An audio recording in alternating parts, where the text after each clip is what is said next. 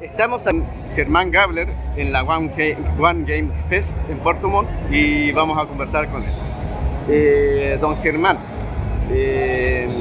bueno, usted es parte de lo que fue la época de oro de la historieta en Chile, ¿no es cierto? Usted nació en 1942, me acuerdo bien porque mi papá nació el mismo año. Sí, por eso me acuerdo bien. Usted estudió ingeniero químico en la Universidad Católica de Chile. Bueno, primero le preguntaría cómo usted empezó a dibujar, a qué edad, qué lo motivó.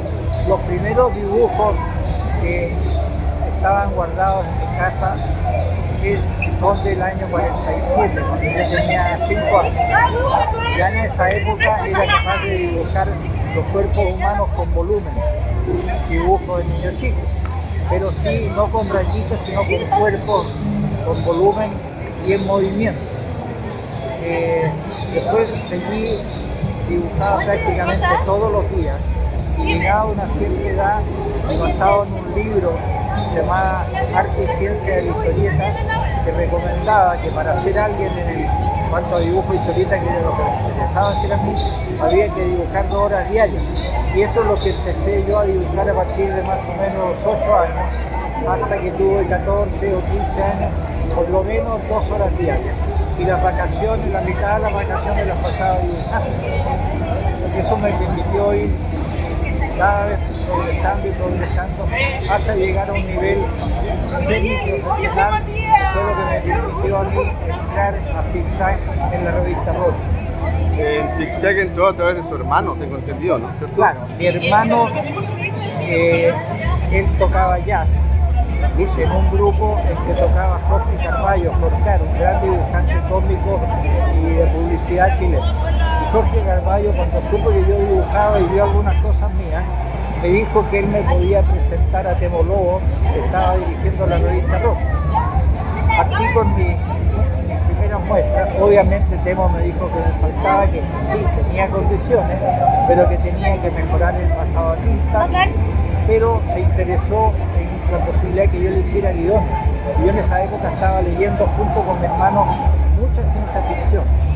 Entonces presenté un par de guiones, le gustaron mucho Temo y empecé obviamente a hacer guiones para Temo Lobo y paralelamente a hacer guiones también para la revista Sueños Maravillosos y Mundos Fabulosos. Llegó un momento en que Temo me preguntó cómo estaba la mano, digamos, yo había seguido progresando, digamos, en el pasado tiempo, y le dije sí, que estaba mejorando. Entonces me dijo, mira, hagamos una cosa, tráeme una historieta a lápiz y yo te paso a ti. Para mí fue increíble la posibilidad de dibujar junto con Temo Lobo, que es mi máximo ídolo en la historieta chilena. Así que hicimos, creo que unas 4 o 5 historietas a media. Yo hacía el lápiz y el guión y él pasaba a ti. Y ya después, bueno, cuando se terminó Rocket, ya seguí El Sueño Maravilloso, Mundos Fabulosos, y después di el salto a las revistas de Cowboy, haciendo el Sheriff de los Milagros. ¿En ese tiempo usted ya era ingeniero químico o no? Estaba terminando la carrera. Ya cuando ya entré a hacer la ruta 44, ahí ya había egresado de la carrera. No me había titulado todavía, pero ya tenía había terminado el último año. Al respecto le quiero hacer 2 preguntas. Una, bueno, ¿qué lo indujo a estudiar ingeniería química? Me gustaba la química. La primera carrera que empecé a estudiar yo fue arquitectura, que era más o menos lo habitual, que era la gente que dibujaba, estudiaba arquitectura, porque Bellas Artes lo descartaba de plano porque pensaba que no era la forma de poder vivir de una buena forma, digamos, como estaba acostumbrado yo, que era de una clase media más o menos acomodada. Ahora, entré a estudiar arquitectura en la Universidad de Chile y la verdad que, si bien es cierto, me fue muy bien en el examen de admisión, que tuve que dibujar la carrera, no me gustó. No me gustó. Y a mediados de año me retiré y la otra rama que me gustaba, obviamente, que era buena para las matemáticas y me gustaba mucho la química. Entonces al año siguiente me inscribí en la carrera en la Católica y quedé y ahí salí finalmente como ingeniero químico y trabajé para varias. Una vez que dejé de dibujar, el año 76, trabajé para varias industrias químicas hasta fibra. Ya. Y otra pregunta relacionada con eso. Bueno, yo también soy ingeniero en acústica. Y la pregunta es, ¿cómo influye sus estudios como ingeniero, o mejor dicho, cómo influye el ser ingeniero en su arte? Porque, por ejemplo, en mi caso, uno durante toda la vida aplica la matemática, la lógica. ¿Cómo influye eso en su arte? Yo creo que en la disciplina de trabajo, dentro de un medio en que existe mucha bohemia. Yo conocí, por ejemplo, grandes dibujantes que tenían gran talento y vivían en muy malas condiciones, es decir, no en la miseria, pero siempre se quejaban de que no les alcanzaba el dinero, y era porque trabajaban muy poco. Yo era un oficinista del dibujo. A las 8:30 estaba sentado en la mesa de dibujo y me paraba a las 7:30, 8 de la noche y me iba a la casa. Ahora, cuando estaba en la universidad, hubo 2 años que yo combiné los estudios con el dibujo. Fue bastante estresante porque primero uno tiene que cumplir en las dos cosas, en el estudio y en el dibujo, pero logré salir adelante y estuve, una vez que egresé de la universidad, estuve prácticamente 5 años sin trabajar como en la industria química, porque me motivaba más el dibujo y económicamente era mucho más rentable en esa época. En mi dualidad como guionista y dibujante yo tenía ingresos realmente buenos. Vi que entre las revistas que sacaron, o sea, que participó, había una que se llamaba Mapuchín.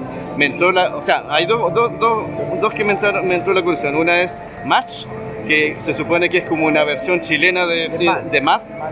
¿Esa revista cuánto tiempo duró? No, esa salió en un muy mal momento y además la distribuidora me saboteó directamente la distribución porque la verdad es que querían sacarme del mercado. Ya. No tenían interés y eso que yo había trabajado. Este era un brazo de zigzag. Ellos, no sé, estaba sentido porque yo no había sacado Killer con ellos y la verdad que me sabotearon la distribución. La otra revista es Mapuchín, me llamó la atención el nombre. ¿De qué se trataba la revista? Ahora, Mapuchín era algo parecido a Asterix y Obelix, pero con 2 mapuches, uno chiquitito y uno grandote en tiempos españoles. Ya. Era bien divertida, los guiones eran míos y los dibujos de Nelson Soto. Ya. Yo tengo 3 historietas hechas, estoy buscando cómo reeditarlas. Ahora, como hay una hipersensibilidad del pueblo mapuche con respecto a la posición que ocupa en Chile, es complicado y yo he tratado de ver a alguien que se interese. Nosotros le hacemos los guiones. A pesar de que no quedan mal los mapuches, sí. Porque alguien podría pedir, Condorito era medio frescolina y educado, pero eso no hace que el pueblo chileno considere que lo están insultando. Sí. Pero aparentemente en las comunidades mapuches están como hipersensibilizados con respecto a esto. Entonces uno no puede colocar que un mapuche haga alguna viveza porque van a decir, no, que piensan que nosotros todos siempre. No, de repente la gente hace cosas y los guiones me quedaron muy buenos y los dibujos de Nelson Soto son excelentes. ¿Tiene por ahí algunas imágenes de eso? Mi hijo dice que es lo mejor que hice yo en mi carrera y no hemos conseguido que lo haga. ¿Tiene imágenes de eso? O sea, podría después solicitarle algunas para que me envíe una puedo mandar. Ya, eso. Mándame un email, sí. Tu email yo te mando Ya. Son 3 historietas. Estamos pensando en reeditarla, pero tenemos el problema de la reacción. Incluso yo acabo de estar así, yo hice un guión, la Municipalidad de Las Condes me encargó un guión sobre los indios apoquindos, Ya. los que vivían en Apoquindo, que se llamaban mapochoes en realidad. Y yo hice un guión para una historieta que se iba a repartir por la vida. Una de las personas que estaban en la comisión no quiso aceptar el guión porque yo no había puesto el culto a los montes y el culto al agua. pero el culto a los montes de los Mapochoa incluía los sacrificios de niños. Y el culto al agua incluía las barras con droga, porque venían de Perú, las barras con droga y con alcohol. Entonces no era para una revista para niños, para escolares. Y el tipo dijo que no aceptaba el guión, no aceptaba el guión. Yo le dije, si nosotros sacamos esta revista en que los indios matan niños y se curan y se drogan, nos van a empalar. Y yo no voy a poner mi nombre para esta cuestión porque primero yo entiendo que esta era otra época, pero ¿para qué la vamos a sacar en este momento? Sí. Porque desgraciadamente algo pasó, ¿no es cierto? Yo entiendo que los pueblos originarios hayan sentido desplazados y todo, pero eso fue antes. Entonces, no es algo, por lo menos a mí, yo le dije, no me corresponde sacar a colación ese asunto que yo me lavo las manos, ¿verdad? Entonces, yo no conseguí a alguien que quiera sacar en mapuchino.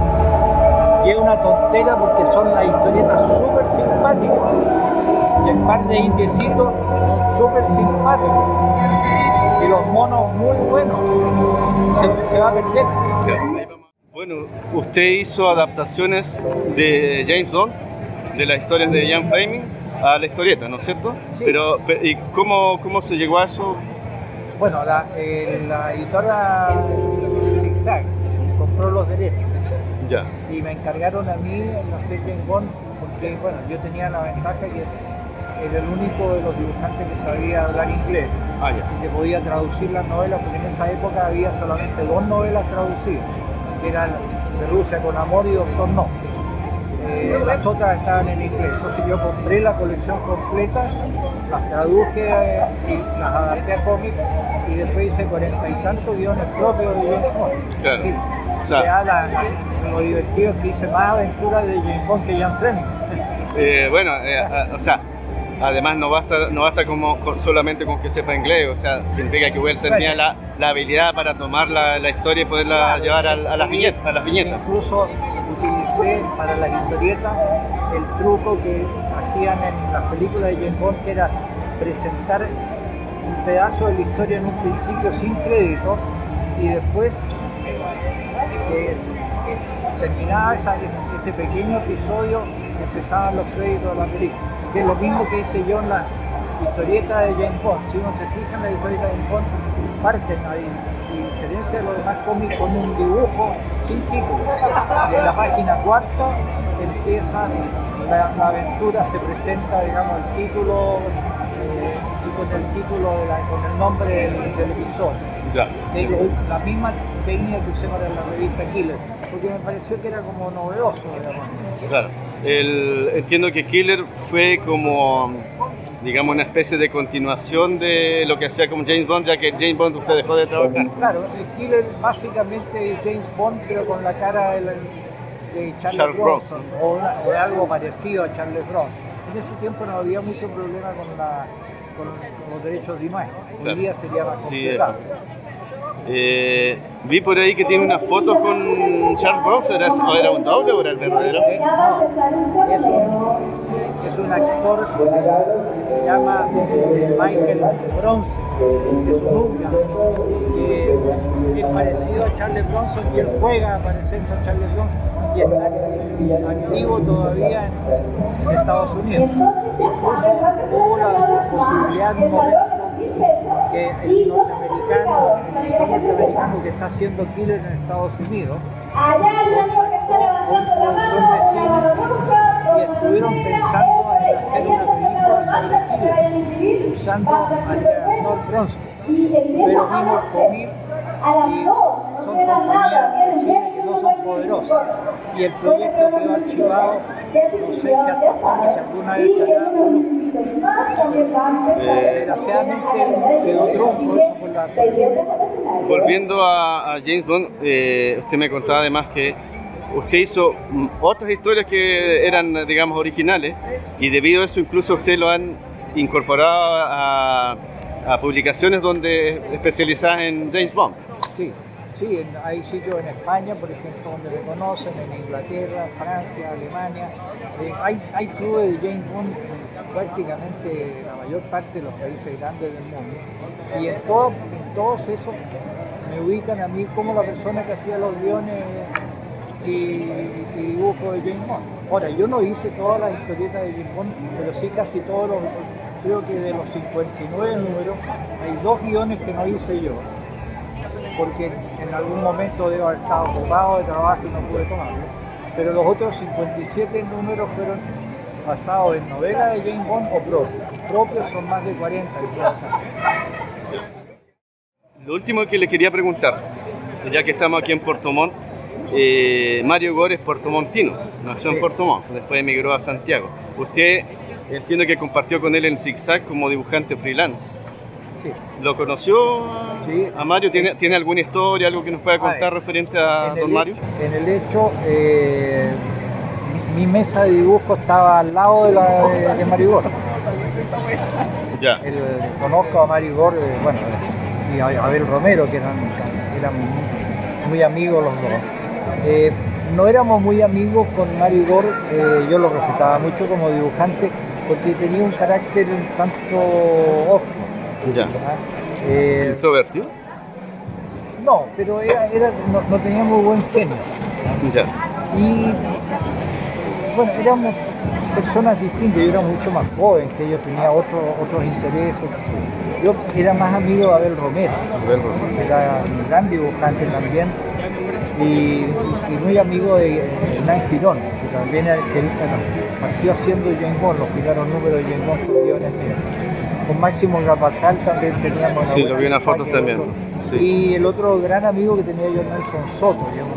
Bueno, en la revista que yo le enamoraba hace rato, Meliguarén, participó Renzo Soto, claro, que es sobrino de... Sí, Renzo se lo vi. Sí, él es de Valparaíso, él vivió también aquí. En general, yo tenía buenas relaciones con casi todo el mundo, pero con Mario había una cierta, no sé, el hecho de que yo fuera tan solicitado para hacer guiones, historietas y todo, ahí como que le dolía un poco, porque obviamente era un dibujante extraordinario, pero que también no era muy productivo.